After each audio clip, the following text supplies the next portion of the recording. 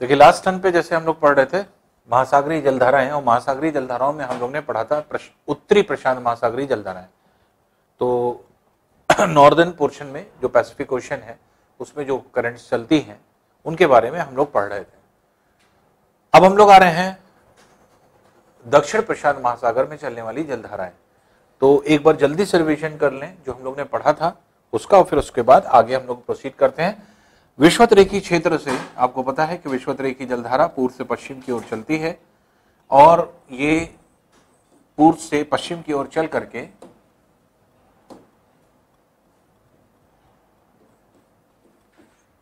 इस तरह से आती है। कुछ जल का भाग वापस लौट जाता है जिसको विपरीत विषुवतरेखी जलधारा कहते हैं, काउंटर इक्वेटोरियल करंट के रूप में जाना जाता है, और कुछ जल का भाग आगे की ओर बढ़ जाता है। यहां से आपने पढ़ा था कि जो जल का भाग चीन के तटीय क्षेत्र होता हुआ, जापान के तटीय क्षेत्र होता हुआ आगे की ओर जाता है, इसे हम लोग ने क्या कहा था, इसे कहा था क्यूरोशियो जलधारा। और ये क्यूरोशियो जलधारा जो है आगे बढ़ करके ये पहुंचती है उत्तरी अमेरिका के पश्चिम तटों पर। यहां से घूम करके इस तरह से ये जाती है और ये उत्तरी अमेरिका के पश्चिम तट पर पहुंचती है।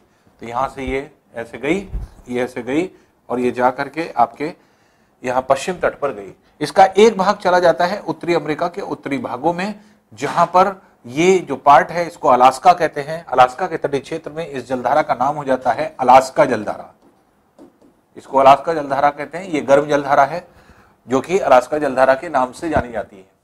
तो क्यूरोशियो जलधारा जो आपकी जलधारा थी ये भी गर्म थी, जो निम्न से उच्च अक्षांश की ओर जा रही है, lower latitude towards higher altitude की तरफ जा रही है, इसलिए ये भी गर्म जलधारा है, ये भी गर्म जलधारा है।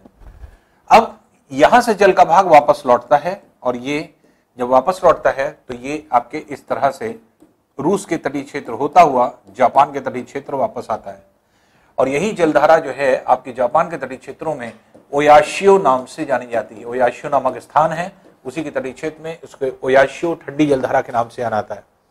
तो ओयाशियो ठंडी जलधारा है जो कि जापान के तटीय क्षेत्र में क्यूरोशियो और ओयाशियो दोनों मिलती हैं, और जिसकी वजह से विश्व का सबसे बड़ा समुद्री मत्स्य उत्पादन केंद्र जापान बैंक या जापान कोस्ट के नाम से जाना जाता है, जो कि यहाँ पर विकसित होता है। तो ये पाया जाता है। इसके अलावा हम लोगों ने पढ़ा यही जल का भाग जो इधर की ओर जा रहा है उत्तरी अमेरिका के पश्चिम तट पर, ऊपर तो चला गया अलास्का की ओर, नीचे आ जाता है आपके ये जल का भाग जो कि उत्तरी अमेरिका के पश्चिमी भाग, यहाँ है कैलिफोर्निया। ये कैलिफोर्निया का भाग है। कैलिफोर्निया के तटीय क्षेत्र में इस जलधारा को कैलिफोर्निया जलधारा कहते हैं। तो ये कैलिफोर्निया जलधारा हो जाती है जो कि एक तरह से यहाँ पर मिलती है।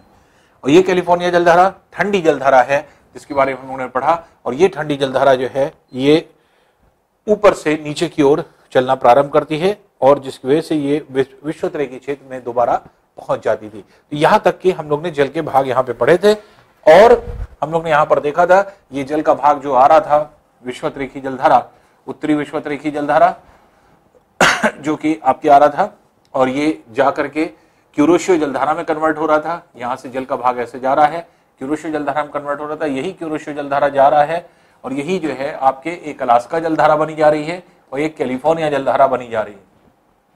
ये अलास्का के नाम से आनी है। ये ऊपर से आ रही है क्यूराइल जलधारा। क्यूराइल के तटीय क्षेत्र में ओयाशियो जलधारा को क्यूराइल जलधारा भी कहते हैं। वहां पे क्यूराइल द्वीप है, तो क्यूराइल द्वीप के तटीय क्षेत्र में क्यूराइल जलधारा इसको कहा जाता है, और ओयाशियो नामक स्थान पर ओयाशियो जलधारा। तो ओयाशियो जलधारा और क्यूराइल जलधारा लगभग एक ही है, अलग अलग स्थान पर खाली अलग अलग नाम हो गया है। तो क्यूराइल द्वीप यहाँ पर पाए जाते हैं। क्यूराइल द्वीपों में इनको क्यूराइल जलधारा, और जापान के तटों में इनको ओयाशियो जलधारा के नाम से जाना जाता है। अब दक्षिण जो है आपके एक तरह से प्रशांत महासागर में अगर हम देखेंगे तो साउथ इक्वेटोरियल करंट आपके ये आ रही है, इस ओर से आती है, और आकर के ऑस्ट्रेलिया के पूर्वी भाग से मुड़ जाती है और एंटार्क्टिका के में आपके जाकर के मिल जाती है। ये जो पूर्वी भाग आकर के मिल रहा है, अब देखिए जैसे उत्तरी गोलार्ध था, तो हम लोग ने कहा था कि फेरेल ने नियम क्या दिया था, सभी जलधाराएं तथा अपने उत्तरी गोलार्ध में घड़ी की दिशा में चक्र का निर्माण करती हैं, और घड़ी की दिशा में चक्र का निर्माण करके इस तरह से घूमती हैं। जबकि दक्षिण गोलार्ध में सभी जलधाराएं घड़ी की विपरीत दिशा में एंटी क्लॉकवाइज डायरेक्शन में चल रही। तो अब यहाँ पे दक्षिण जो है आपके विषुवतरेखी जलधारा जो होती है वो आएगी और इसके बाद ये ऑस्ट्रेलिया के पूर्वी तटीय क्षेत्र से होती हुई पूर्वी ऑस्ट्रेलियाई जलधारा के नाम से जानी जाती है, ईस्टर्न ऑस्ट्रेलियन करंट इसको कहा जाता है, और ये जो है आगे की तरफ बढ़ जाती है। तो ये ईस्टर्न ऑस्ट्रेलियन करंट जो आपकी आएगी वो ये ऑस्ट्रेलिया के पूर्वी भाग से होते हुए न्यूजीलैंड होते हुए और ये चली जाती है आपके इस तरह से एंटार्क्टिका के द्वीप चली जाती है, और जिसका कुछ भाग चला जाता है अटलांटिक महासागर और कुछ भाग ये चला आता है आपके दक्षिण अमेरिका के पश्चिम तटीय क्षेत्र में। तो ये भी इस तरह से चक्र का निर्माण करती है। तो ये ऑस्ट्रेलिया अगर है, यहाँ पे ये है न्यूजीलैंड, तो ये ऑस्ट्रेलिया के तटों तक आती है और ऑस्ट्रेलिया के तटों से जाकर के घूमती है और इस तरह से मूव करके जाती है। तो ऑस्ट्रेलिया के तटीय क्षेत्र में ये पूर्वी ऑस्ट्रेलिया का, क्योंकि पूर्वी तट है इसलिए ऑस्ट्रेलिया के पूर्वी तट पर इसे पूर्वी ऑस्ट्रेलियाई जलधारा ईस्टर्न ऑस्ट्रेलियन करंट के नाम से जाना जाता है। तो ये पूर्वी ऑस्ट्रेलियाई जलधारा है, ये निम्न अक्षांश से उच्च अक्षांश की ओर जा रही है। लोअर लैटिट्यूड 0 डिग्री से 90 डिग्री की तरफ, ध्रुव की तरफ जा रही है, तो निम्न से उच्च अक्षांश की ओर लोअर टू हायर लैटिट्यूड जा रही है, इसलिए क्या होगी, गर्म जलधारा। तो ईस्टर्न ऑस्ट्रेलियन करंट ये आपकी ईस्टर्न ऑस्ट्रेलियन करंट हो गई, ईस्टर्न ऑस्ट्रेलियन करंट के नाम से जानी जाती है, जो कि गर्म जलधारा। और यही जलधारा आगे की तरफ बढ़ करके ये पहुंचती है दक्षिण अमेरिका, और दक्षिण अमेरिका के पश्चिम तट के सहारे ये आगे की तरफ बढ़ती है। यहां पर ये देश, जो पतला सा देश आप देख रहे हैं, ये है पेरू देश, और फिर नीचे की तरफ ये है चिली। तो ये पेरू और चिली है। तो पेरू और चिली के तटीय क्षेत्र से होती हुई ये जाकर के फिर से विश्वोत्तरी की जलधारा में मिल जाती है। पेरू देश के तटीय क्षेत्र में इस जलधारा का नाम हो जाता है पेरू जलधारा। ये पेरू जलधारा के नाम से जानी जाती है। तो ये आप यहां देख सकते हैं, ये आपका पूर्वी ऑस्ट्रेलिया जलधारा गई, ये आपके एक तरह से जाती है, पेरू जलधारा में कन्वर्ट हो जाती है। तो ये पेरू जलधारा कहा जाता है, ये पेरू के तटीय क्षेत्र में। तो ये दक्षिण अमेरिका का पेरू तट है, तो पेरू तटीय क्षेत्र में पेरू जलधारा के नाम से जानी जाती है, जो कि विश्वोत्तरी के क्षेत्र में जाकर के मिल जाती है। तो ये जो है आपके जलधारा होती है। अब ये पेरू जलधारा के नाम से जानी जाती है, और इसका विस्तृत विवरण देने वाले वैज्ञानिक का नाम था हम्बोल्ट। तो इसलिए इसको हम्बोल्ट जलधारा भी कहते हैं। तो अगर ये कहा जाए कि किस जलधारा को हम्बोल्ट जलधारा कहते हैं, तो वान हम्बोल्ट नामक वैज्ञानिक थे जिन्होंने इसके बारे में विस्तृत विवरण प्रस्तुत किया। इसीलिए इसको जो है आपके एक तरह से कहा जाता है, ये जो है आपके हम्बोल्ट जलधारा। तो पेरू जलधारा का दूसरा नाम है हम्बोल्ट जलधारा। हम्बोल्ट जलधारा के नाम से इनको जो है आपके जाना जाता है। तो हम्बोल्ट जलधारा जो है आपके ये जलधारा हो जाती है, जो कि इस तरह से, इस प्रकार से यहाँ पर पाई जाती है। तो इस तरह से अगर हम लोग देखें तो यहाँ पर जितना भी जल का भाग है, ये सब के सब जो है आपके इस तरह से मूव कर रहा है, और पेरू के तटीय क्षेत्र में ये पेरू जलधारा के नाम से जाना जा रहा है। अब यही जल का भाग जो विश्वोत्तरी के क्षेत्र में आके मिल जाता है और फिर विश्वोत्तरी की जलधारा में कन्वर्ट हो जाता है। तो ये इस तरह से दक्षिण गोलार्ध में आपके एक तरह से पूरा चक्र कंप्लीट हो गया, और इस तरह से चक्र कंप्लीट होकर के ये फिर से इसी तरह से जल का भाग मूव करता रहता है। तो यहाँ पर ये पेरू जलधारा कहलाएगा, यहाँ पे ईस्टर्न ऑस्ट्रेलियन करंट कहलाएगा, और बाकी पछुआ पवन ड्रिफ्ट इसको कहते हैं, वेस्ट विंड ड्रिफ्ट के नाम से, क्योंकि यहाँ पछुआ पवनें जो होती हैं ये जो है इसको लेकर के जाती हैं एंटार्क्टिका के तटीय क्षेत्र में। तो एंटार्क्टिका के तटीय क्षेत्र में, तो इसलिए इसको पछुआ पवन ड्रिफ्ट के नाम से जाना जाता है, वेस्ट विंड ड्रिफ्ट के नाम से जाना जाता है। तो ये आपके जल का भाग हो जाता है, जो कि यहाँ पर हम लोग देखते हैं। तो ये पेरू जलधारा। अब देखिए बात आती है एल नीनो या लानिनो जलधारा की। अब एल नीनो और लानिनो क्या है? एल नीनो बहुत ही इंपॉर्टेंट जलधारा है, और ये कहां पर विकसित होती है, कैसे विकसित होती है, ये ध्यान दें। यहां पर अगर देखा जाए तो जो विपरीत विश्वोत्तरी की जलधारा है, काउंटर इक्वेटोरियल करंट, यही कैलिफोर्निया जलधारा से मिलकर के नीचे की ओर उतरती है, और ये जब नीचे की ओर उतरती है तो ये गर्म जलधारा के रूप में जानी जाती है। ये दक्षिण अमेरिका के पश्चिमी किनारों पर यहां पर पाया जाता है, जो है आपके बोलीविया देश, ये बोलीविया है, कोलंबिया देश है, पेरू है, ये सब क्षेत्र है। यहां पर लोग बहुत परेशान थे, यहां पर कृषि नहीं हो पाती थी, बारिश नहीं होती थी, बहुत लोग परेशान थे। तो यहां के लोगों ने जीसस क्राइस्ट से प्रेयर करी, और जीसस क्राइस्ट से प्रेयर करके ये कहा कि हम लोगों को बारिश मिले। तो यहां के लोगों का ऐसा मानना है कि जो काउंटर इक्वेटोरियल करंट है, यही जो आपके आगे की तरफ बढ़ गई कैलिफोर्निया से मिलकर के, तो ये जो है ये एक गर्म जलधारा की उत्पत्ति जीसस क्राइस्ट ने कर दिया। और ये गर्म जलधारा की उत्पत्ति जो हुई, गर्म जलधारा गर्म पवनों को लेकर आती है और गर्म पवनों को लेकर के जब आएगी यहाँ के टेम्परेचर को बढ़ाती है, आर्द्रता बढ़ता है और यहाँ पर जो आपके एक तरह से जो वाष्पीकरण है वो दर बढ़ता है और जिसकी वजह से बादलों का निर्माण होता है और बारिश होती है। तो गर्म पवनें बारिश को साथ लेकर के आती हैं, तूफानी बारिश होती है इनके आने की वजह से। इतनी ज्यादा बारिश अब होती है कोलंबिया, पेरू और आपके जो क्षेत्र है यहाँ पे बोलीविया देश में, इन सभी देशों में इतनी बारिश होती है कि यहाँ के लोग परेशान हो गए, बाढ़ आ जाती है, इतनी बारिश होती है। तो इसलिए यहाँ पर लोग जो है सबसे ज्यादा ग्रसित रहते हैं। अब तो पहले मांगते थे कि बारिश हो, अब तो इतनी बारिश होती है तूफान की वजह से, तूफानी पवनें आती हैं और यहाँ पे खूब बारिश करती हैं। यहाँ के लोग परेशान हो गए, इतनी ज्यादा बारिश होने लगी। तो इस गर्म जलधारा की उत्पत्ति का जो आपके एक तरह से ये है, अभी आप जान रहे हैं कि बीच में ये मध्य अमेरिका है। मध्य अमेरिका में लैटिन भाषा बोली जाती है, इसीलिए इसको लैटिन अमेरिका भी कहा जाता है। तो लैटिन अमेरिका का क्षेत्र है ये। तो लैटिन भाषा में यहां पर दो चीजें हैं, एल और नीनो, दो शब्द से मिलकर के ये बना, एल नीनो। एल मतलब होता है, एल नीनो के मतलब क्या होगा, नीनो मतलब होता है बच्चा, एल मतलब होता है पुरुष, पुरुष का बच्चा। पुरुष का बच्चे से अभिप्राय क्या है, ये यहां के लोगों का मानना है जीसस क्राइस्ट ने इस जलधारा की उत्पत्ति करी है जिसका नाम है El Nino. El Nino means पुरुष का बच्चा या जीसस क्राइस्ट का बच्चा या ईसा मसीह का बच्चा। तो इसी को जीसस क्राइस्ट का बच्चा, ईसा मसीह का बच्चा या पुरुष का बच्चा एल नीनो के नाम से जाना जाता है। और इसकी वजह से भयानक तूफान आते हैं इस जगह पर। तो अब यहां के लोग बारिश से परेशान हो चुके हैं। जब बारिश से बहुत परेशान हो गए तो अब इन्होंने कहा कि अब जिस गॉड से हमने प्रेयर करी थी बारिश दो, उससे कैसे फिर प्रेयर करें कि बारिश वापस ले लो। तो इसलिए इन लोगों ने फिर जो है ये सोचा कि नहीं, अब हम लोग जो है आपके प्रेयर करेंगे मदर मैरी से। तो मदर मैरी से इन्होंने प्रेयर करी कि हमें बारिश चाहिए, लेकिन इस तूफान से, इस भयानक जो आपके तूफान आता है, भयानक बारिश आती है, उससे बचाया जाए या हम लोग उससे बच सकें। तो ऐसा माना गया कि मदर मैरी ने इनकी दुआ सुन ली। और उसी समय क्या होता है कि एल नीनो जब इस जगह पर नहीं जा पाती, कभी कभी क्यों नहीं जा पाती, क्योंकि पेरू ठंडी जलधारा आगे बढ़ जाती है कभी कभी, और जब ये आगे बढ़ जाती है तो एल नीनो को रिप्लेस कर लेती है।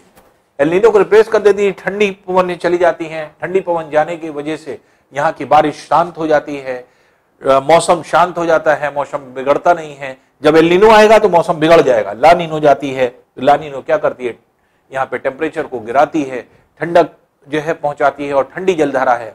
ला नीनो क्यों कहा जाता है, नीनो मतलब होता है बच्चा और ला मतलब होता है स्त्री, महिला। इसके मतलब स्त्री का बच्चा या महिला का बच्चा इसको कहा जाता है। तो ला नीनो ठंडी जलधारा है जो माना जाता है कि पेरू जलधारा जो चल रही थी इसी का एक्सटेंशन है जो कि आगे की तरफ चला जाता है। तो ला नीनो एल नीनो के प्लेस पर जो है मूव कर जाती है।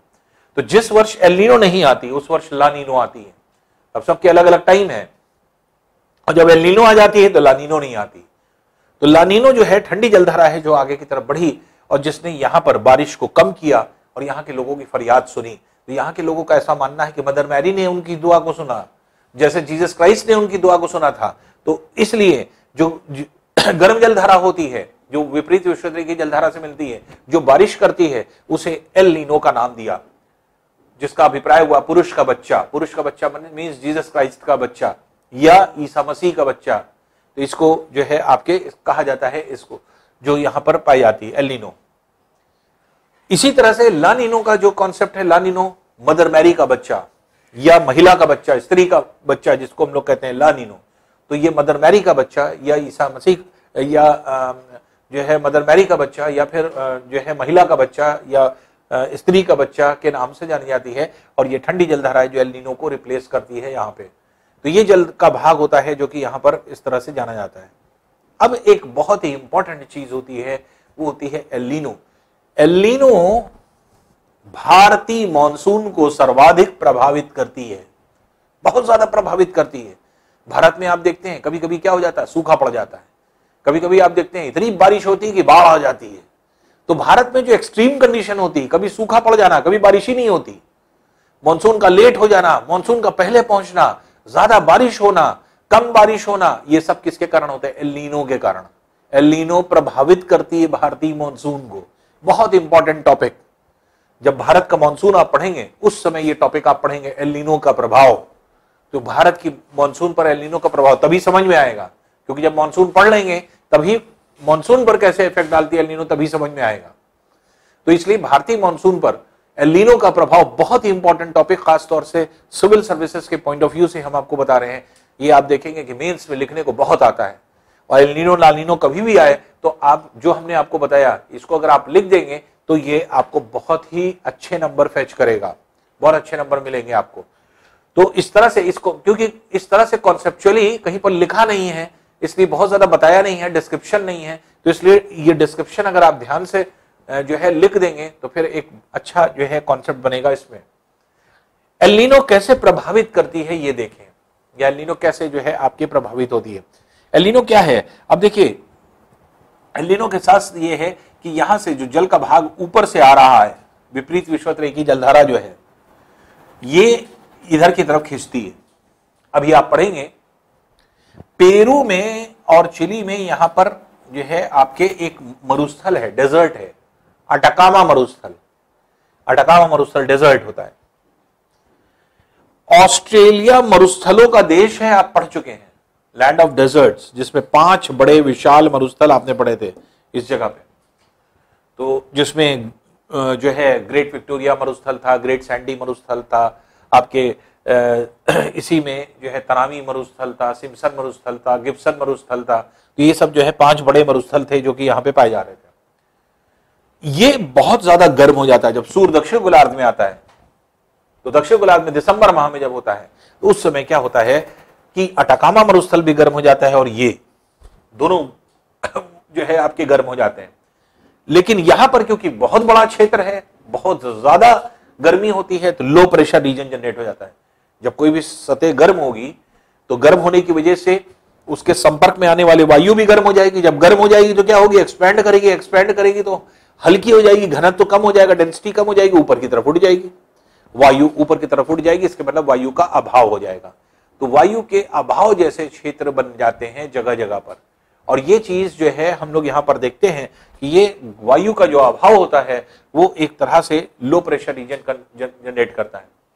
तो लो प्रेशर रीजन यहां पर भी बनेगा, लो प्रेशर रीजन यहां पर भी बनता है। अब लड़ाई इस बात की है कि एल नीनो किधर जाएगी, इधर की तरफ जाएगी या इधर की तरफ आएगी। तो अगर लो प्रेशर दोनों में पहले या फिर ज्यादा लो प्रेशर जिसने बना लिया, अगर यहां पे लो प्रेशर ज्यादा बन गया तो सारी ये विपरीत विषुवत-रेखीय जलधारा खिंच जाती है इधर की तरफ, और फिर एल नीनो उधर नहीं जाती, फिर ला नीनो इधर चली जाती है उस वर्ष। तो एल नीनो जब इधर खिंच जाती है तो एल नीनो क्या करती है, ये यहां से विषुवत-रेखीय क्षेत्र होती हुई ये पहुंचती है कहां पर? ऑस्ट्रेलिया के पास, यहीं पर आपके जो क्षेत्र है ऑस्ट्रेलिया के तटीय क्षेत्र, यहां पहुंचेगी इस जगह। ये जो पहुंचती है ये आपके लगभग जनवरी फरवरी माह आ जाता है, जनवरी फरवरी माह में जो है यहां पर पहुंचती है। अब जो जल का भाग आ रहा है, जल के साथ पवनें भी आती हैं, एल नीनो जलधारा के साथ एल नीनो पवनें चल रही हैं जो इसको धकेल करके लेकर के चली आ रही है। यहां पर पहुंची, यहां पर पहुंचने के बाद अब ऑस्ट्रेलिया, अब क्योंकि सूर्य उत्तरी गोलार्ध में आ गया फरवरी तक, तो फरवरी तक जो इंडोनेशिया होता है ये ज्यादा गर्म हो जाता है अपेक्षाकृत ऑस्ट्रेलिया के। तो जो पवनें यहां आई थी ये सब इंडोनेशिया की तरफ चली आती, पवनें इंडोनेशिया की तरफ खिंच जाती। इंडोनेशिया में खिंचते ही यहां पर तूफानी बारिश होने लगती है इंडोनेशिया में, और इतनी बारिश होती है, इतनी बारिश होती है कि यहां पर, और कभी कभी इधर भी होती है, और जो पवनें इधर पूर्वी ऑस्ट्रेलियाई जलधारा जो जा रही है ये भी खूब बारिश करती है। ऑस्ट्रेलिया के पूर्वी भागों में और इंडोनेशिया में लगभग हर वर्ष आपने सुना होगा कि जंगलों में आग लग गई, इंडोनेशिया के जंगलों में आग लग गई, ऑस्ट्रेलिया के जंगलों में आग लग गई। तो जंगलों में आग लगने का कारण क्या है? यही एल नीनो का आगमन। एल नीनो जब आती है तो यही अपने साथ, क्योंकि लगातार विषुवत-रेखीय क्षेत्र चल रही है, जल के ऊपर से होकर जा रही है, जल के ऊपर से होकर जाने के मतलब आर्द्रता लेके आ रही है, नमी, ह्यूमिडिटी, तो आर्द्रता लेकर के आती है, और जिसकी वजह से यहां पर पूरे जो क्षेत्र होता है ये आर्द्रता युक्त पवन होती है। ये जब यहां पहुंचती है तो इसके ऊपर की कंपैरेटिवली अगर कहा जाए ठंडी पवन से मिलती है, गर्म और ठंडी पवन मिलने की वजह से यहां पे संघनन की प्रक्रिया होती है, कंडेंसेशन, और जिसकी वजह से क्या होता है, बारिश होना शुरू हो जाती है। तूफानी बारिश होती है पूरे इंडोनेशिया के क्षेत्र में, और हर साल आप देखेंगे इंडोनेशिया के जंगलों में आग लग जाती है। तो इंडोनेशिया और ऑस्ट्रेलिया दोनों जंगलों में आग लगने का कारण क्या होता है, एल नीनो का आगमन। कैसे आग लगती है, मूसलाधार तूफानी वर्षा होती है, तूफानी वर्षा के साथ साथ गरज चमक के साथ तूफान आता है, और जिसकी वजह से बिजली गिर जाती है। बिजली गिरने से पूरा जंगल जल जाता है, जंगलों में आग लग जाती है। तो वही बिजली का गिरना, यहां पर बिजली हर साल गिरती है इंडोनेशिया और ऑस्ट्रेलिया के जंगलों में। तो एल नीनो के आगमन से ऐसा हो जाता है। तो यहां पर अब जब पवने मूव की इंडोनेशिया की तरफ, तब तक क्या हो जाता है, अप्रैल मई माह आ गया। अप्रैल मई माह तक सूर्य जो है कर्क रेखा तक पहुंच गया। तब तक क्या हो जाता है, भारत गर्म हो जाता है। सऊदी अरब का जो पूरा जो आपके एक तरह से पूरा क्षेत्र है, प्रायद्वीप है, सऊदी अरब पूरा मरुस्थली है, ये पूरा गर्म हो जाता है। पूरा ऑस्ट्रेलिया गर्म हो जाता है। तो इन जगहों पर लो प्रेशर रीजन जनरेट हो जाता है, जिसकी वजह से पवनें अब इधर खींचने लगती हैं। तो पवनें जो है आपके इधर की तरफ खींचती हैं, और ये पवनें जब यहां पर आती हैं तो इसी समय मॉनसून जाता है। तो मॉनसून जब जाता है तो मॉनसून आर्द्रता युक्त पवन है, जिसने बारिश नहीं करी, इन्होंने बारिश कर दी इंडोनेशिया में। इंडोनेशिया में बारिश करने की वजह से अब शुष्क हो गई पवनें, ड्राई है, इसलिए ये पवनें आकर के जब मॉनसूनी पवनों से मिलती हैं तो मॉनसूनी पवनों की आर्द्रता को खींच लेती हैं, और मॉनसूनी पवनों की आर्द्रता खींच लेती है, जिसकी वजह से मॉनसून जो जाता है भारत की तरफ, ये कमजोर मॉनसून कहलाता है, फीबल मॉनसून। और उस वर्ष क्या होता है, उस वर्ष क्या होता है, भारत में सूखा पड़ जाता है एल नीनो के आगमन से। तो एल नीनो आई, इसने क्या किया, मॉनसून की आर्द्रता को खींच लिया, क्योंकि दो अलग अलग पवनें अगर मिल रही हैं, एक आर्द्रता युक्त है, एक शुष्क है, ड्राई है, तो ड्राई वाली जैसे ही पवन मिलेगी तो अपने मॉइस्चर अपने अंदर खींच लेगी दूसरे वाले उससे, तो इसलिए इन पवनों की मॉइस्चर को ले लेती है, इसलिए इसके पास मॉइस्चर आर्द्रता कम हो जाती है।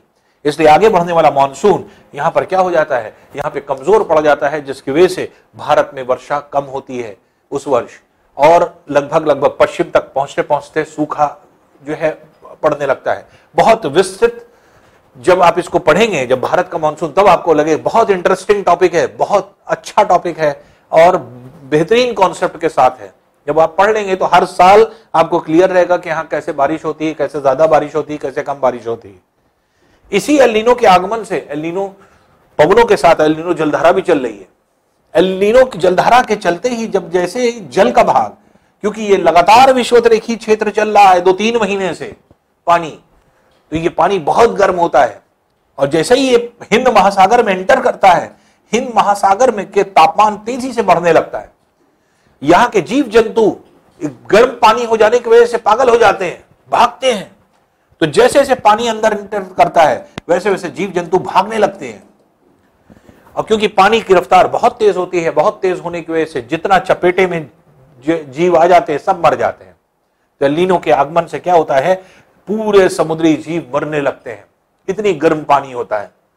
और इस गर्म पानी के आने से पूरे हिंद महासागर के औसत तापमान बढ़ने लगता है। जो टेम्परेचर है, एवरेज टेम्परेचर, वो फिक्स रहता है हिंद महासागर का, लेकिन एल नीनो के आते ही, जो कि गर्म जल है, आते ही औसत तापमान बढ़ने लगता है। जैसे हम लोग का बॉडी का एक एवरेज टेम्परेचर है जो हर वक्त मेंटेन रहता है, लेकिन अगर हमारे बॉडी का एवरेज टेम्परेचर बढ़ जाए, तो एवरेज टेम्परेचर अगर बढ़ जाए तो ऐसी कंडीशन में क्या होगा, तो ऐसी कंडीशन में हम ये जानते हैं कि हमारा एवरेज टेम्परेचर बढ़ने का मतलब क्या होता है, हम लोग को फीवर आ जाना, बुखार आ जाना। हम लोग कहते हैं कि बॉडी का टेम्परेचर बढ़ गया, बुखार आ गया, फीवर आ गया। वही चीज यहां होती है।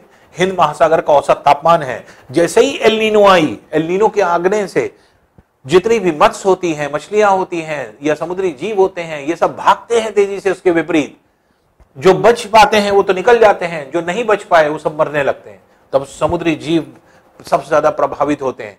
दूसरी चीज, इनके आने से औसत तापमान बढ़ने लगा जल का, और जब जल का औसत तापमान बढ़ने लगा तो जैसे ह्यूमन बीइंग के औसत तापमान में वृद्धि होने को फीवर आना कहते हैं, बुखार आना कहते हैं, वैसे ही आप ये कह सकते हैं कि हिंद महासागर का औसत तापमान बढ़ रहा है, अर्थात हिंद महासागर को बुखार आ रहा है। तो ये प्रश्न बहुत पूछा जाता है कि हिंद महासागर को बुखार किसके कारण आता है। तो हिंद महासागर को बुखार आने का अभिप्राय क्या हुआ, औसत तापमान में वृद्धि हो जाना। और ये औसत तापमान में वृद्धि कैसे होती है, एल नीनो के आगमन से। तो एल नीनो का आगमन जो होता है यही जो है आपके औसत तापमान में वृद्धि कर देता है।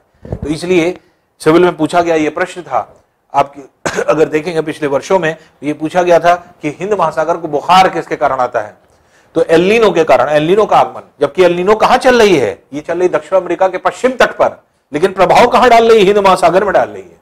क्यों? क्योंकि ये इस पूरे क्षेत्र से होकर के जो है ऑस्ट्रेलिया, इंडोनेशिया होते हुए हिंद महासागर के अंदर एंटर कर जाती है। और ये सब क्या है, ये लो प्रेशर रीजन की वजह से पवनों का खिंचाव है, पवन खिंचती चली जाती है एक जगह से दूसरी जगह, तो अलग अलग जगह पर इसका प्रभाव पड़ने लगता है।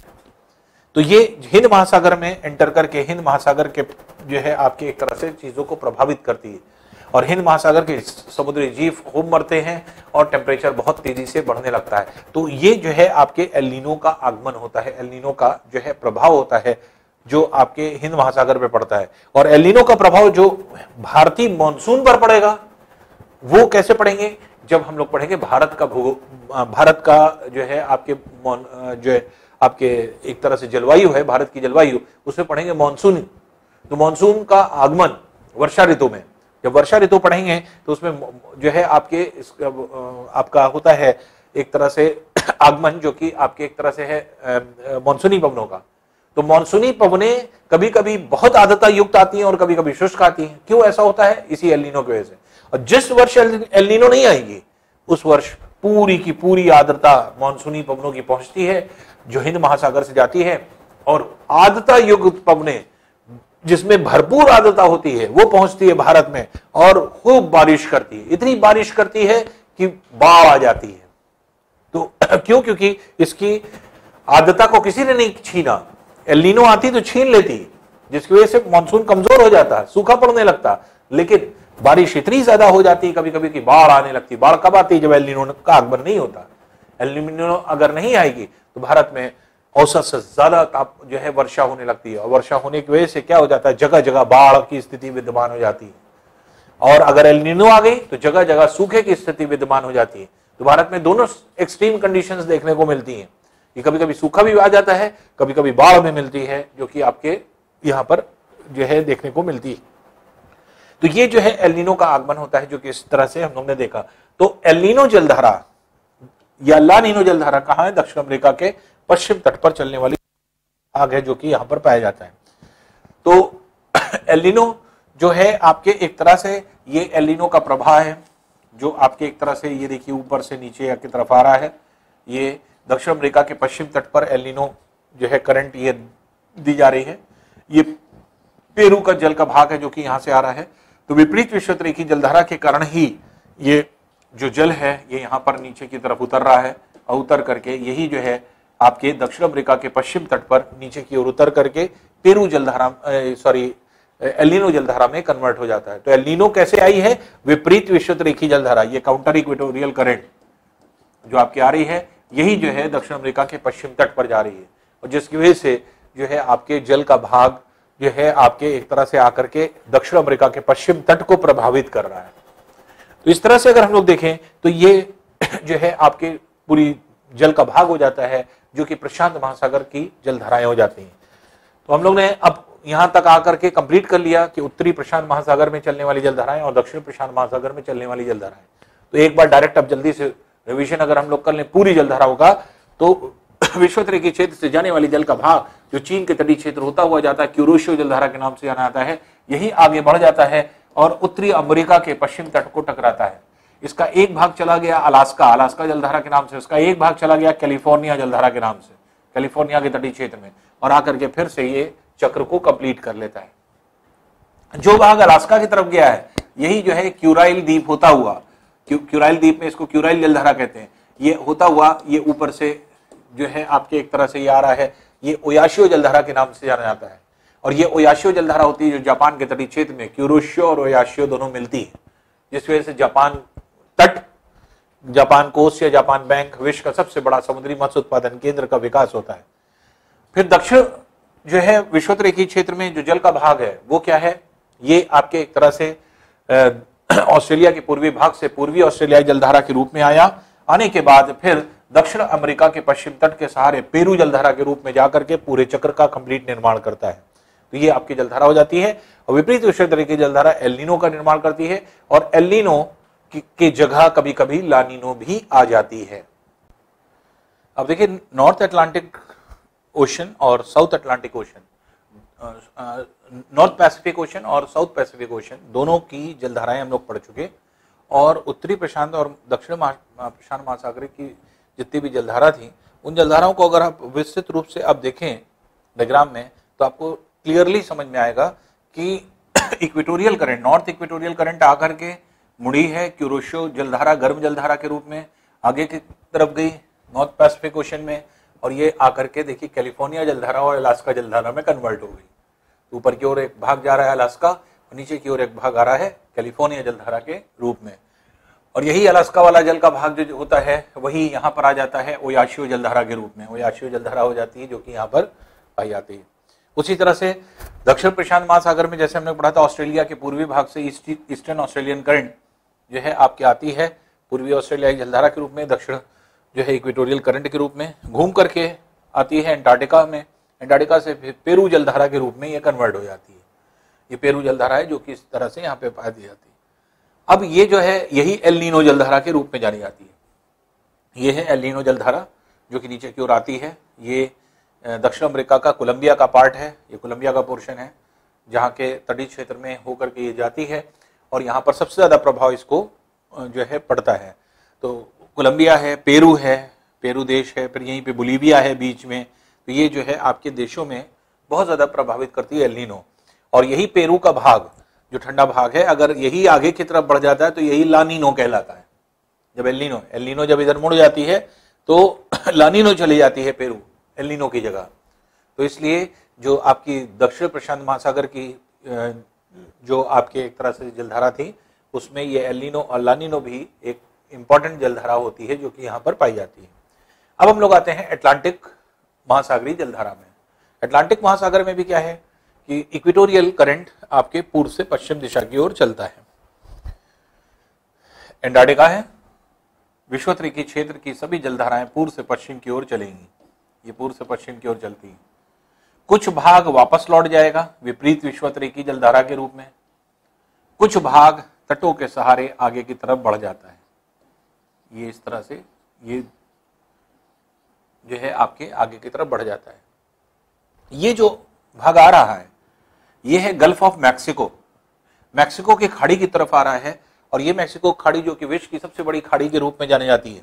तो ये जो है इसमें जब ये जल का भाग आता है तो इसे कहा जाता है गल्फ स्ट्रीम, बहुत इंपॉर्टेंट जलधारा, ये गल्फ स्ट्रीम के नाम से जानी जाती है।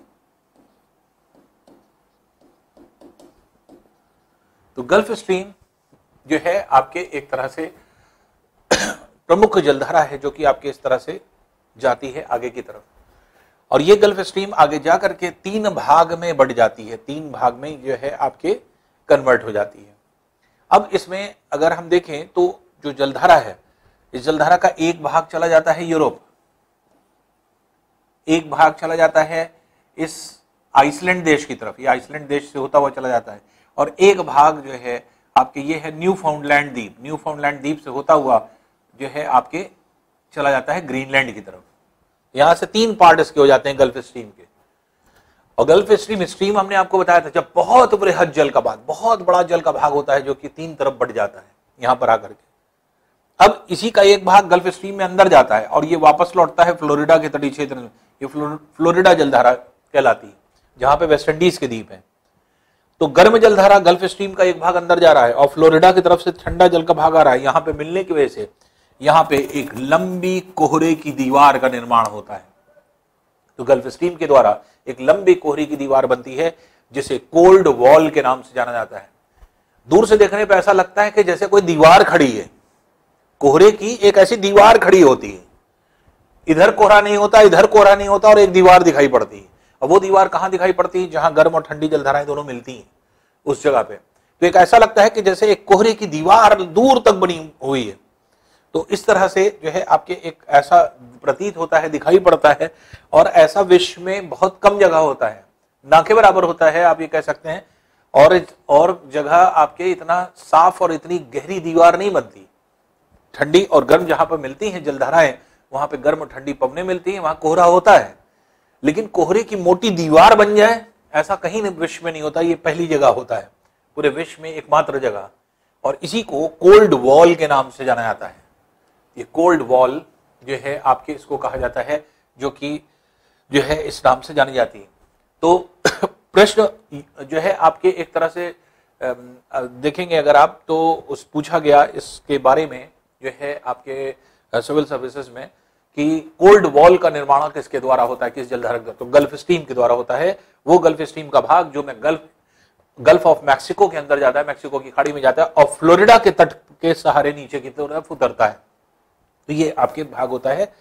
इसमें जो है आपके जो आपके जलधारा है मुख्य गल्फ स्ट्रीम, इसका एक भाग उत्तरी अटलांटिक प्रवाह, ये जो जा रहा है यूरोप की ओर, ये नॉर्थ अटलांटिक ड्रिफ्ट के रूप में जाना जाता है। उत्तरी अटलांटिक प्रवाह नॉर्थ अटलांटिक ड्रिफ्ट होता है जो कि जाता है। और यूरोप के तटीय क्षेत्र, यूरोप ऐसे ही ठंडा देश है, यूरोप के सारे देश लगभग ठंडे हैं। ये गर्म जलधारा जब जाती है तो इसकी गर्मी से तटीय क्षेत्र के तापमान बहुत तेजी से बढ़ जाते हैं। तो तटों पर पाए जाने वाले स्थानों का तापमान तेजी से बढ़ जाता है, जबकि अंदर ठंडा रहता है। तो ये काम क्या कर रहा है, ये काम उसी तरह से कर रहा है जिस तरह से कंबल करता है। कंबल को अगर उड़ा दीजिए तो क्या करता है, टेम्परेचर को बढ़ा देता है जिस सरफेस पर होता है। तो इसलिए ये जो क्या है, यहां से जाने वाला जल का जो भाग है, ये तटीय क्षेत्र के सभी स्थानों के तापमान को बढ़ा देता है। और जब सभी स्थान के तापमानों को बढ़ा देता है तो इसकी वजह से इसे क्या कहा जाता है, इसे कहा जाता है यूरोप का गर्म कंबल, वार्म ब्लैंकेट ऑफ यूरोप के नाम से जाना जाता है। तो गल्फ स्ट्रीम का ये भाग जो उत्तरी अटलांटिक प्रवाह के नाम से जाना जाता है, नॉर्थ अटलांटिक ड्रिफ्ट, इसे यूरोप का गर्म कंबल कहते हैं, जो कि आगे की तरफ जाता है और ये जल का भाग जो है आगे की ओर जो है आपके ड्रिफ्ट करता है नॉर्थ अटलांटिक ड्रिफ्ट के रूप में। और यही जल का भाग उत्तरी सागर नॉर्थ सी में चला जाता है और ऊपर से आता है नॉर्वे सागर से एक ठंडी जलधारा। ये दोनों ठंडी और गर्म जलधाराएं उत्तरी सागर में मिलती हैं। तो उत्तरी सागर नॉर्थ सी हमने आपको बताया था, जो कि इंग्लैंड के ग्रेट ब्रिटेन द्वीप के पूर्वी क्षेत्र में है। तो ये पूर्वी भाग में यहाँ पे जो है आपके ये होता है नॉर्थ जो है आपके सी, नॉर्थ सी में जाकर के उत्तरी अटलांटिक प्रवाह गर्म जलधारा और नॉर्वे की तरफ से आती हुई नॉर्वे जलधारा दोनों मिलती हैं। और इस गर्म ठंडी जलधारा की वजह से यहीं पर उत्तरी सागर में जो है आपके फ्रांस का एक द्वीप है डॉगर, वहीं पर डॉगर बैंक नामक स्थान निर्मित होता है। और डॉगर बैंक नामक स्थान जो है ये विश्व का तीसरा सबसे बड़ा मत्स्य उत्पादन केंद्र है। तो विश्व का पहला आप पढ़ चुके, कहां पे बना था, प्रशांत महासागर में। कहां पे, जहां पे क्यूरोशियो गर्म जलधारा और ओयाशियो ठंडी जलधारा मिलती थी, वो जापान बैंक या जापान कोस्ट के नाम से आना आता था। ये विश्व का तीसरा सबसे बड़ा समुद्री मत्स्य उत्पादन केंद्र है, जो फ्रांस का होता है, उत्तरी सागर में बनता है, इसी उत्तरी अटलांटिक ड्रिफ्ट की वजह से और नॉर्वे ठंडी जलधारा की वजह से। ये डॉगर बैंक के नाम से आना आता है। तो सिविल सर्विसेज में बहुत सारे प्रश्न बने, इवन वनडे एग्जामिनेशन में भी सीजीएल जो है आपके एग्जाम में पूछा गया था डॉगर बैंक क्या है। तो डॉगर बैंक जो है आपके कुत्तों का बैंक है, इस तरह से 4 ऑप्शन बने थे, या ग्रामीण क्षेत्र में ऋण देने वाला बैंक है, या फिर जो है आपके यूरोपियन कंट्रीज का एक बहुत बड़ा बैंक है इस तरह से, और या फिर मत्स्य उत्पादन केंद्र है। तो ये बैंक मतलब होता है तट, तट को भी बैंक कहते हैं। तो इसलिए ये डॉगर बैंक ये बैंक से संबंधित नहीं है, बल्कि ये कोस्ट से संबंधित है। तो डॉगर बैंक नामक विश्व का ये तीसरा सबसे बड़ा समुद्री मत्स्य उत्पादन केंद्र है, जो कि उत्तरी सागर में निर्मित होता है। थर्ड, अभी सेकंड नहीं पढ़ा आपने, फर्स्ट पढ़ लिया। पहला क्या था, बैंक जो है जापान तट, जापान बैंक। तीसरा जो है ये डॉगर बैंक के नाम से जाना जाता है, अभी दूसरा भी आएगा। फिर मुख्य गल्फ स्ट्रीम, जो गल्फ स्ट्रीम है, गल्फ स्ट्रीम का एक भाग मुख्य गल्फ स्ट्रीम के नाम से जाना जाता है, और एक जो है इरमिंजर जलधारा। इरमिंजर जलधारा के नाम से जो जल का भाग जाता है वो जाता है इस आइसलैंड द्वीप से। आइसलैंड में एक स्थान है जिसके वजह से इरमिंजर नामक स्थान है। तो इरमिंजर के तटीय क्षेत्र में इसको इरमिंजर जलधारा कहते हैं। ये इरमिंजर जलधारा के नाम से जाना जाता है, जो कि इसका दूसरा भाग होता है गल्फ स्ट्रीम का। और गल्फ स्ट्रीम का तीसरा भाग ये होता है मुख्य गल्फ स्ट्रीम, जो ग्रीनलैंड की तरफ आया है, मेन गल्फ स्ट्रीम। और मेन गल्फ स्ट्रीम को डिस्क्राइब किया था रनल नामक वैज्ञानिक ने, इसलिए इसको रनल जलधारा भी कहते हैं। तो रनल जलधारा भी इसको कहा जाता है। तो इरमिंजल जलधारा जो है, ये इरमिंजल जलधारा जो है एक तरह से कहा जाए तो ये आपकी आइसलैंड से होकर के जाने वाली जलधारा है। और मुख्य गल्फ स्ट्रीम जो होती है, रनल जिसको कहा जाता है, रनल जलधारा जो होती है, ये मेन गल्फ स्ट्रीम जो ग्रीनलैंड की तरफ जाती है इस जगह से।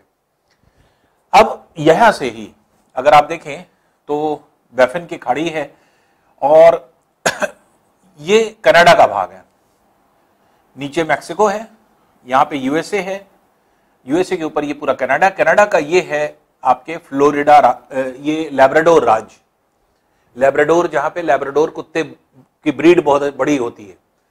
बहुत मशहूर कुत्ते, जो विश्व के सबसे मशहूर कुत्ते लैब्राडोर होते हैं, ऊंचे कुत्ते होते हैं, ये लैब्राडोर यहीं के हैं, कनाडा के, जो कि आपके विश्व भर में आपके लैब्राडोर ब्रीड दिखाई पड़ती है। तो ये लैब्राडोर नामक, लैब्राडोर स्टेट का नाम है, राज्य का नाम है। तो इस राज्य में उन कुत्तों की ब्रीड सबसे ज्यादा मात्रा में पाई जाती है, तो उनको लैब्राडोर कुत्ते कहा जाता है, लैब्राडोर डॉग। तो लैब्राडोर जो होते हैं वो इसी लैब्राडोर स्टेट से कंसर्निंग है। इसी के तट के सहारे एक ठंडी जल का भाग नीचे की ओर उतरता है, जिसको लैब्राडोर ठंडी जलधारा कहते हैं।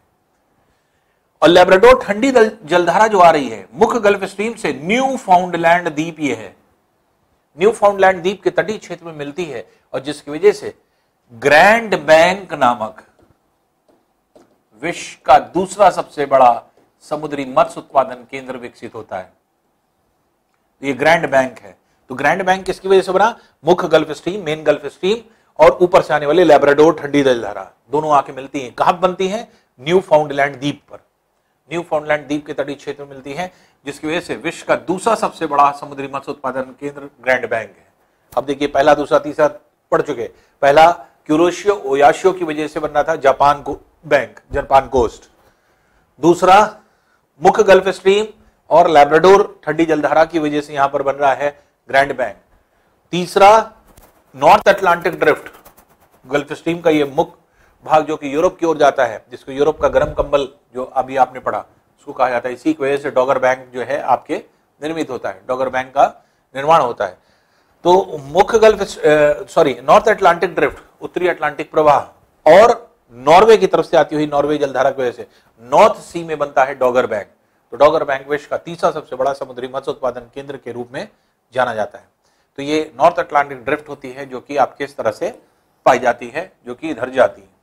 लैब्राडोर जलधारा आपने पढ़ ही लिया, जिसकी वजह से ग्रैंड बैंक का निर्माण होता है, जो कि ऊपर से जो है आपके उतर करके नीचे की तरफ आती है, और न्यू फाउंडलैंड द्वीप में मुख्य गल्फ स्ट्रीम और जो है आपके ये जलधारा आकर के मिलती है। अब देखिए यहां पे जल का भाग कुछ ऊपर जा रहा है, कुछ नीचे जा रहा है।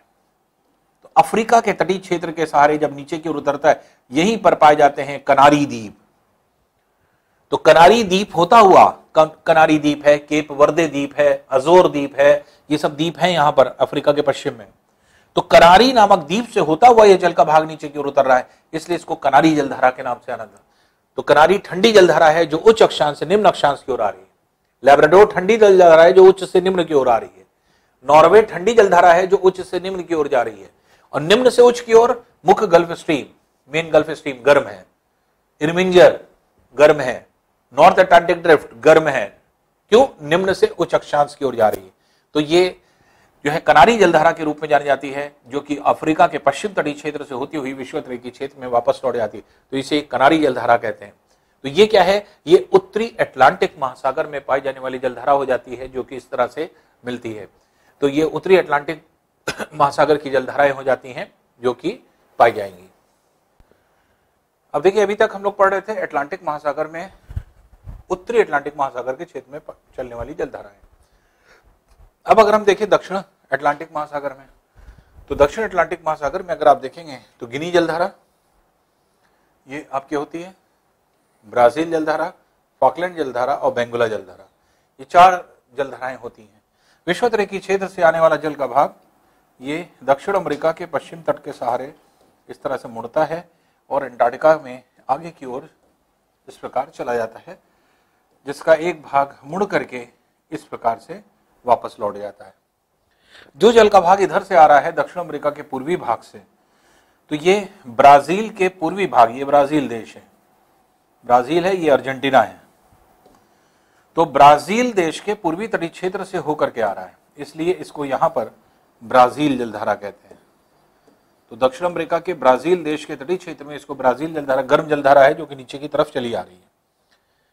और ये आप जो द्वीप देख रहे हैं, ये छोटा सा ये द्वीप है फॉकलैंड द्वीप, ये फॉकलैंड के नाम से जाना जाता है द्वीप। तो एक जल का भाग जो कि एंटार्क्टिका से ऊपर की तरफ आता है, ये फॉकलैंड द्वीप होता हुआ यहाँ पे आता है और ऊपर से आती ब्राजील जलधारा से इस अर्जेंटीना के तट पर मिल जाता है। तो ये जो नीचे से आ रहा है जल का भाग, ये है फॉकलैंड जलधारा, ये फॉकलैंड जलधारा के नाम से जाना जाता है। अब फॉकलैंड जलधारा और ब्राजील जलधारा दोनों मिलती हैं, जिसकी वजह से अर्जेंटीना के तटों पर अत्यधिक मत्स्य का उत्पादन होता है। तो मत्स्य उत्पादन में पहला स्थान आपने पढ़ा जापान बैंक, दूसरा पढ़ा ग्रैंड बैंक, तीसरा पढ़ा डॉगर बैंक, चौथा स्थान जो होता है वो होता है आपके जहां पे एलिनो जलधारा जो है आपके मिलती है। तो पेरू का तट जहां पे होता है, जहां पे लानिनो एलिनो मिलती है, ये आप कह सकते हैं कि पेरू जलधारा एलिनो से मिलती है। और पांचवा स्थान ये अर्जेंटीना के तट पर होता है, जहां पर ब्राजील जलधारा गर्म जलधारा है जो कि निम्न सूचक अक्षांश की ओर आ रही है, फॉकलैंड ठंडी जलधारा है जो कि नीचे से जाकर के मिलती है। और यही जल का भाग आगे की तरफ जब बढ़ता है तो दक्षिण अफ्रीका के दक्षिणतम बिंदु, क्वेश्चन बहुत इंपॉर्टेंट क्वेश्चन है और खूब पूछा जाता है कि दक्षिण अफ्रीका के दक्षिणतम बिंदु का नाम क्या है। और इसमें मैक्सिमम लोग केप ऑफ गुड होप मार करके आते हैं। केप ऑफ गुड होप यहीं पर स्थित है, दक्षिण अफ्रीका में ही स्थित है। दक्षिण अफ्रीका के निचले वाले हिस्से को अगर आप देखेंगे तो यहां पर दो केप है। ये है केप ऑफ गुड होप, जिसको आपने इतिहास में पढ़ा है केप ऑफ गुड होप के बारे में, और जिसकी वजह से आपके दिमाग में यही चढ़ा रहता है कि दक्षिण अफ्रीका का दक्षिणतम बिंदु है, जबकि नहीं है। दक्षिण अफ्रीका का दक्षिणतम बिंदु ये है जो है केप अगुलहास के नाम से। तो केप ऑफ गुड होप ये है और केप अगुलहास ये है। इसीलिए इस पे 99% बच्चे जो नहीं ध्यान देते हैं इस बात पे, वो केप ऑफ गुड होप को ही दक्षिणतम बिंदु मार करके आते हैं, टिक करके आते हैं। तो ये पूछा भी खूब जाता है कि दक्षिण अफ्रीका के दक्षिणतम बिंदु का नाम क्या है। तो हर केप का अपना एक नाम होता है, हर जगह का केप का एक नाम दिया गया है। देखिए इस पे भी बहुत सारे प्रश्न होते हैं जो कि आपके बनते हैं। जैसे ग्रीनलैंड का जो दक्षिणतम बिंदु है, इसे कहा जाता है केप फेयरवेल, केप फेयरवेल के नाम से जाना जाता है, बहुत पूछा जाता है। जो यूएसए है, यूएसए का दक्षिणतम ये फ्लोरिडा तट है, फ्लोरिडा तट पर यहां पे पाया जाता है केप कैनेडी। तो केप कैनेडी या केप फ्लोरिडा भी कहते हैं, तो केप कैनेडी के नाम से जाना जाता है, जो कि दक्षिण अमेरिका का दक्षिणतम बिंदु है। ये केप कैनेडी यहाँ पे पाया जाता है। तो ये फ्लोरिडा का भाग है यूएसए का, और इसी का दक्षिणतम बिंदु जो होता है ये केप कैनेडी के नाम से जाना जाता है, जो कि दक्षिण अमेरिका का यूएसए का, संयुक्त राज्य अमेरिका का दक्षिणतम बिंदु है। तो संयुक्त राज्य अमेरिका के दक्षिणतम बिंदु के रूप में जाना जाता है। इसी तरह यहाँ पे ग्रेट ब्रिटेन द्वीप है। ग्रेट ब्रिटेन को अगर आप देखेंगे तो ग्रेट ब्रिटेन आपने पढ़ा है कुछ इस तरह का है, जिसमें ऊपर के भाग में स्कॉटलैंड है, यहाँ पर वेल्स है, और ये पूरा इंग्लैंड का भाग। और इंग्लैंड का ये भाग जो है ये कुछ इस तरह का है, ये छिपकली की पूंछ जैसा है। इसलिए इंग्लैंड के इस दक्षिणतम बिंदु को क्या नाम दिया जाता है, इसे कहा जाता है लिजर्ड पॉइंट, क्योंकि छिपकली की पूंछ की तरह है, छिपकली को लिजर्ड कहते हैं, तो इसलिए इसको लिजर्ड पॉइंट के नाम से जाना जाता है। तो इंग्लैंड का दक्षिणतम बिंदु लिजर्ड पॉइंट के नाम से जाना जाता है। दक्षिण अफ्रीका का दक्षिणतम बिंदु केप ऑफ गुड होप नहीं है, केप अगुलहास है। केप अगुलहास के नाम से जाना जाता है दक्षिण अफ्रीका का दक्षिणतम बिंदु। प्रायद्वीपी भारत का दक्षिणतम बिंदु बहुत पूछा जाता है। प्रायद्वीपी भारत का दक्षिणतम बिंदु ये है केप कॉमरन या कन्याकुमारी। तो कन्याकुमारी या केप कॉमरन के नाम से जाना जाता है, जो प्रायद्वीपी भारत का, पेनिनसुलर इंडिया का दक्षिणतम बिंदु है। लेकिन अगर भारत का दक्षिणतम बिंदु कहा जाए तो भारत का दक्षिणतम बिंदु इससे भी नीचे ये है, जो कि अंडमान निकोबार द्वीप समूह में है। तो निकोबार का जो दक्षिणतम बिंदु है वो इंदिरा पॉइंट के नाम से जाना जाता है। तो इंदिरा पॉइंट के नाम से जाना जाने वाला ये भारत का दक्षिणतम बिंदु है। तो भारत का दक्षिणतम बिंदु अगर कहेगा तो इंदिरा पॉइंट हो जाएगा। प्रायद्वीपी भारत का दक्षिणतम बिंदु कहेगा तो केप कॉमरन अथवा कन्याकुमारी, दोनों क्वेश्चन पूछे जाते हैं, इसलिए ध्यान रखिएगा, रटिए नहीं। भारत का दक्षिणतम बिंदु जो कि 6.5 डिग्री उत्तर अक्षांश पर है और ये 8.5 डिग्री जो है उत्तर अक्षांश पे है, तो इसलिए ये लगभग 2 डिग्री नीचे है। तो इसलिए इंदिरा पॉइंट दक्षिणतम बिंदु है भारत का दक्षिणतम बिंदु। लेकिन अगर प्रायद्वीपीय भारत की बात करें, सिर्फ प्रायद्वीपीय भारत की नहीं, पेनिनसुलर इंडिया की बात करें, तो पेनिनसुलर इंडिया का जो दक्षिणतम बिंदु है वो केप कॉमरिन या कन्याकुमारी के नाम से जाना जाता है। ये दोनों प्रश्न इस तरह से पूछे जाते हैं। ऑस्ट्रेलिया का उत्तरतम बिंदु, ये पॉइंट जो है ये ऑस्ट्रेलिया का उत्तरतम बिंदु है, इसे केप यॉर्क के नाम से जाना जाता है। केप यॉर्क जो है इसका जो है आपके उत्तरतम बिंदु। तो ये सब बहुत पूछे जाते हैं, Cape Farewell, Lizard Point, Cape Kennedy जो है, इसी तरह से केप अगुलहास, फिर इसी तरह से जो ये आप देख रहे हैं अर्जेंटीना और दक्षिण अमेरिका। दक्षिण अमेरिका जो आता है वो कुछ इस तरह का है शेप, ये अर्जेंटीना का हिस्सा है और ये चिली है। यहां पे एक द्वीप पाया जाता है टिएरा डेल फ्यूगो, और इसका आकार सींग जैसा है और सींग को इंग्लिश में कहते हैं हॉर्न। इसलिए दक्षिण अमेरिका के दक्षिणतम बिंदु को क्या कहा जाता है? ये कहा जाता है आपके केप हॉर्न। तो केप हॉर्न दक्षिण अमेरिका का दक्षिणतम बिंदु हो गया। दक्षिण अफ्रीका का दक्षिणतम बिंदु केप अगुलहास हो गया। यूएसए का दक्षिणतम बिंदु केप कैनेडी हो गया। ग्रीनलैंड का दक्षिणतम बिंदु केप फेयरवेल हो गया। इंग्लैंड का दक्षिणतम बिंदु लिजर्ड पॉइंट हो गया। भारत, प्रायद्वीपीय भारत का दक्षिणतम बिंदु केप कॉमरिन कन्याकुमारी। भारत का दक्षिणतम बिंदु लिजर्ड पॉइंट इंदिरा पॉइंट। और ऑस्ट्रेलिया का उत्तरतम बिंदु ये है आपके केप यॉर्क।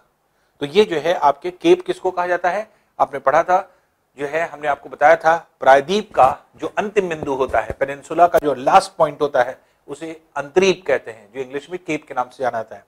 तो ये तो केप अगुलहास होता हुआ ये जल का भाग इधर की तरफ जाता है, इसीलिए अफ्रीका के पश्चिमी तट पर इसे केप अगुलहास के तटों पर अगुलहास जलधारा कहते हैं। तो ये अगुलहास जलधारा हो जाती है और यही जलधारा जब ऊपर की तरफ पहुंचती है तो ये चक्र पूरा कर लेती है। तो यहां पे दक्षिण अमेरिका के पश्चिम पूर्वी तट पर जो है आपके ब्राजील देश के पूर्वी तट पर इसे ब्राजील जलधारा कहेंगे। फॉकलैंड से होकर के आने वाली जलधारा जो कि ब्राजील जलधारा से मिल जाती है अर्जेंटीना के तटों पर, जिसकी वजह से मत्स्य उत्पादन अर्जेंटीना में बहुत होता है, ये फॉकलैंड जलधारा होती है। और फिर दक्षिण अफ्रीका के दक्षिणतम बिंदु से होकर के ऊपर जाकर के ये पूरे चक्र को कंप्लीट करने वाली जलधारा अगुलहास होती है, जो दक्षिण अफ्रीका के दक्षिणतम बिंदु केप अगुलहास से होकर के जाती है। इसे अगुलहास जलधारा जो है आपके केप अगुलहास, अभी अगुलहास जलधारा इधर से आती है, ये केप अगुलहास के बाईं ओर से जाती है और यहां पर एक स्थान स्थित है बेंगुला। केप अगुलहास जो है वो इधर से आने वाली जलधारा है जो अभी आप पढ़ेंगे हिंद महासागर में। अभी अगुलहास जो है आप हिंद महासागर में पढ़ेंगे। यहां से जो जाती है जल का भाग वो दक्षिण अफ्रीका के एक जो है आपके एक पॉइंट है जहां पर आपके एक तरह से मरुस्थल पाया जाता है, इसको बेंगुला कहा जाता है। बेंगुला पूरा प्रांत है, बेंगुला प्रांत में इसे बेंगुला जलधारा के नाम से जाना जाता है। तो ये बेंगुला जलधारा हो जाती है।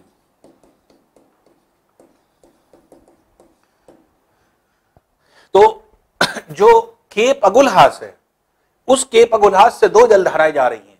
एक तो जलधारा जा रही है नीचे से ऊपर की ओर और एक ऊपर से नीचे की ओर अभी आएगी जो यहां से लौटेगी, इसी को अगुलहास कहेंगे, जो केप अगुलहास से होके जाती है। तो यहां से जो जा रही है वो क्या है? ये आपके जो ये जलधारा जो होती है ये बेंगुला नामक स्थान से होकर के जा रही है, इसलिए इसको बेंगुला जलधारा के नाम से जाना जा रहा है। तो यहां पर हुई ब्राजील जलधारा, यहां से फॉकलैंड जा रही है, इधर आके बेंगुला जलधारा बन गई, बेंगुला जलधारा आकरती है। फिर ये देश है गिनी देश, यहां से वापस क्योंकि अंदर की ओर कटाव है, विपरीत विषुवत-रेखीय जलधारा अंदर जाकर के यहीं पर घूमने लगती है, चक्र बना लेती है, नाचने लगती है वहीं जल का भाग। तो वापस जाकर के क्योंकि अंदर गड्ढा है तो इसलिए अंदर जाकर के जल का भाग घूमने लगता है, चक्र का निर्माण कर लेता है। और ये जो चक्र का निर्माण होता है ये गिनी देश के तटीय क्षेत्र में होता है, इसलिए इसको गिनी जलधारा कहते हैं। तो गिनी जलधारा के नाम से जाना जाता है।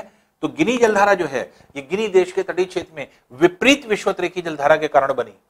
जैसे प्रशांत महासागर में विपरीत विषुवत-रेखीय जलधारा के कारण कौन सी बनी थी? El Nino. वैसे ही अटलांटिक महासागर में विपरीत विषुवत-रेखीय जलधारा के कारण कौन सी बनी? गिनी जलधारा। और गिनी जलधारा के लिए कहा जाता है ये विश्व की एकमात्र ऐसी जलधारा है जो क्या है आपके चक्र के रूप में प्रवाहित होती है, भंवर में, इसमें भंवर बनता है, तो चक्र के रूप में प्रवाहित होने वाली एकमात्र जलधारा गिनी जलधारा के रूप में जानी जाती है। तो ब्राजील जलधारा निम्न से उच्च जा रही, इसलिए गर्म जलधारा, फॉकलैंड ठंडी, फिर बेंगुला ठंडी, और विश्वोत्तरी क्षेत्र में पहुंच करके गिनी जलधारा क्या है, विश्वोत्तरी क्षेत्र की सभी जलधाराएं गर्म होती है, जो कि गिनी जलधारा भी गर्म जलधारा है।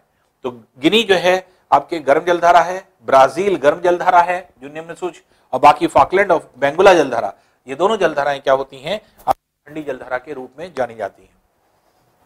तो अब यहां पे अगर आप देखेंगे तो ये है, देखिए ब्राजील जलधारा, ये ब्राजील जलधारा, ये ब्राजील जलधारा ब्राजील के पूर्वी तटीय क्षेत्र से होकर के जा रही है, ये इस तरह से जाती है, और यहां नीचे से आ रही, देखिए फॉकलैंड जलधारा, ये फॉकलैंड जलधारा है जो इस तरह से जाती है, और ये मिलती है अर्जेंटीना के तटीय क्षेत्र में। तो फॉकलैंड ठंडी जलधारा है जो नीचे से ऊपर की ओर जा रही है, फिर पछुआ पवन ड्रिफ्ट के कारण ये ऊपर की ओर गई, और फिर दक्षिण अफ्रीका के पश्चिमी भाग से होकर के ये पूरे चक्र को कंप्लीट कर लेती है, और ये क्या है, बेंगुला जलधारा, तो बेंगुला करंट के रूप में जानी जाती है। तो ये चक्र पूरा ऐसे कंप्लीट हो गया, तो ये ब्राजील हुई, ये बेंगुला हुई, दोनों ने मिलकर के ऐसे चक्र को कंप्लीट किया। और ब्राजील में जो नीचे से मिल रही ये फॉकलैंड हो गई, और गिनी जलधारा आप देख रहे हैं ये भंवर में, ये जो भंवर बन रहा है ये आपके गिनी जलधारा है, गिनी करंट के नाम से जाना जाता है। तो विपरीत विश्वोत्तरी की जलधारा ये यहां पर भंवर बना देती है, और ये जलधारा जो हो जाती है इसे गिनी जलधारा के नाम से जाना जाता है। तो इस तरह से अगर हम देखें तो चार प्रमुख जलधाराएं हैं जो कि दक्षिण जो है आपके एक तरह से विश्वोत्तरी क्षेत्र के कारण निर्मित हुई, विश्वोत्तरी क्षेत्र में बनती है, और दक्षिण जो है आपके एक तरह से अटलांटिक महासागर में बनती है, और दक्षिण विपरीत विश्वोत्तरी की जलधारा के कारण ही जो है आपकी गिनी जो है आपके एक तरह से जलधारा का निर्माण होता है। तो ब्राजील जलधारा हुई, यहां से फॉकलैंड जा रही है, ये दोनों मिलकर के आगे बढ़ी, ये बेंगुला जलधारा है, फिर विश्वोत्तरी की जलधारा में। तो ये आपका चक्र पूरा जल का ऐसे कंप्लीट हो रहा है इस तरह से घड़ी की विपरीत दिशा में। और दक्षिण अटलांटिक महासागर में आपको पता है कि दक्षिण अटलांटिक महासागर में जल का भाग क्या होता है, हमेशा विपरीत जो है आपके दिशा में चलता है। तो इस तरह से अगर हम लोग देखें तो अटलांटिक महासागर के क्षेत्र में अब आपको पूरी जलधारा सामने दिखाई पड़ रही है। गल्फ स्ट्रीम आपने पढ़ा था, ये जाती है गल्फ स्ट्रीम जा रही है, जो मैक्सिको की खाड़ी से होकर के ये गल्फ स्ट्रीम आगे की तरफ बढ़ी, इसी का एक भाग उत्तरी अटलांटिक प्रवाह की तरफ चला गया, एक जो है आपके इरमिंजर जलधारा की तरफ हो चला जाता है, और एक इसका जल का भाग चला जाता है आपके ग्रीनलैंड की तरफ। लैब्राडोर ठंडी जलधारा है जो कि ऊपर से आ रही है, और ये यहां पर मिलती है जिससे ग्रैंड बैंक बनता है। नॉर्वे की तरफ ये जल का भाग जो जा रहा है, तो एक नॉर्वे से आती ठंडी जलधारा से मिलता है जो कि आपके जाने वाला ये नॉर्थ अटलांटिक ड्रिफ्ट है। तो ये जो है आपके एक तरह से ठंडी जलधारा के रूप में, ठंडी और गर्म जलधारा मिलने की वजह से ये उत्तरी सागर में डॉगर बैंक का निर्माण होता है। तो यहां से उत्तरी अटलांटिक प्रवाह जा रही है, ये पूरे यूरोप के तटीय क्षेत्र के टेम्परेचर को बढ़ा देती है, जिसकी वजह से इसको यूरोप का गर्म कंबल कहा गया था। वापस आती है जल का भाग दक्षिण अफ्रीका के पश्चिम किनारों पर, यहाँ पे कनारी द्वीप है, कनारी द्वीप से होती हुई जा रही है, इसलिए इसको कनारी जलधारा कह रहे हैं। तो कनारी जलधारा आकर के इसमें आकर के मिल जाती है। फिर दक्षिण अटलांटिक महासागर में आपने देखा ब्राजील जलधारा है, ये ब्राजील जलधारा है जो कि ऐसे आ रही है, और उसके बाद ये कंप्लीट कर रही है चक्र बेंगुला नामक स्थान अफ्रीका के पश्चिम भागों में है जो कि यहाँ पर जा रही है। और ये देखिए अगुलहास, अभी जिसको हम पढ़ा रहे थे आपको, अगुलहास ये जलधारा जो कि आपके केप अगुलहास ये पॉइंट है जहां पर आकर के मुड़ती है ये अगुलहास के रूप में, जो कि आप हिंद महासागर में अभी पढ़ेंगे। तो यहां से जाने वाला जल का भाग जो दक्षिण अफ्रीका के बेंगुला नामक स्थान से होकर जाता है, ये ठंडी जलधारा है, बेंगुला जलधारा जो कि यहाँ पर जाती है, और ये जो आपकी जगह है यहाँ पर गिनी जलधारा का विकास होता है जो कि चक्र के रूप में यहाँ पर अंदर की तरफ मूव करती है, तो गिनी जलधारा के रूप में जानी जाती है। यहाँ से ये है फॉकलैंड द्वीप, यहाँ से जल का भाग इसमें जाकर के मिलता है ब्राजील जलधारा में, ये है फॉकलैंड जलधारा जो कि ब्राजील जलधारा में मिलता है, और ये होता है अर्जेंटीना के तटीय क्षेत्र में, जिसकी वजह से अर्जेंटीना में जो है आपके मत्स्य उत्पादन केंद्र विकसित होता है। तो ये जो है आपके अटलांटिक महासागर की टोटल जलधाराएं हो जाती हैं जो कि इस तरह से दिखाई पड़ती हैं। तो ये आपकी अटलांटिक महासागर की जलधाराएं हो गई जो कि अटलांटिक महासागर के क्षेत्र में पाई जाती हैं। अब जो जलधाराएं हैं, जैसे अभी हम लोग ने जो जलधाराएं पढ़ी वो क्या पढ़ी, प्रशांत महासागर की जलधाराएं हो गई, उसी तरह से आपकी हो गई जो है एक तरह से अटलांटिक महासागर की जलधाराएं, जिसमें प्रशांत में उत्तरी प्रशांत और दक्षिण प्रशांत की जलधाराएं पढ़ा, फिर अटलांटिक महासागर में उत्तरी अटलांटिक महासागर और दक्षिण अटलांटिक महासागर की जलधाराओं को पढ़ा। अब हम लोग आएंगे हिंद महासागर की जलधाराओं की विशेषता पढ़ने के लिए।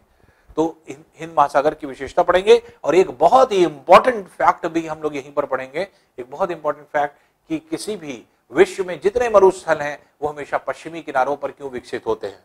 तो ये बहुत इंपॉर्टेंट फैक्ट है जो इसी टॉपिक के अंतर्गत आता है। तो इसी के आगे अब हम लोग हिंद महासागर की जलधाराओं के बारे में जो है अध्ययन करेंगे।